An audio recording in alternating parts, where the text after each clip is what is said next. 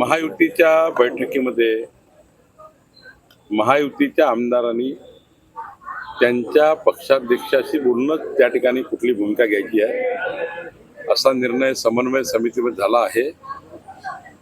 एकनाथ शिंदेजी पुढील निर्णय करतील, कारण बच्चू कडूबद्दल काही त्यांना काही भूमिका असतील तर त्या एकनाथ शिंदेजींनी मांडतील.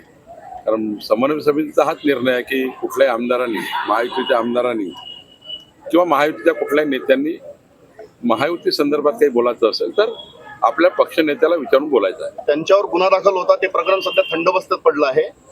त्याबद्दल आता कोणीच काही बोलत नाही. म्हणजे त्यामध्ये पोलिसांच्या संपूर्ण जोपर्यंत फॉरेन्सिक रिपोर्ट आहे, जोपर्यंत पोलिसांची कारवाई पूर्ण होत नाही तोपर्यंत पोलिसाच्या तपासात बोलणं काही योग्य होणार नाही.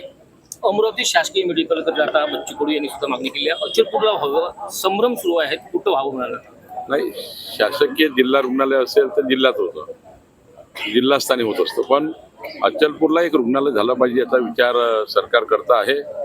मी विचार करतोय की काही मोठ्या प्रमाणावर ज्या चॅरिटेबल संस्था असतात, टाटा इन्स्टिट्यूट आहे, लता मंगेशकर आहे, अशा इन्स्टिट्यूटशी बोलू.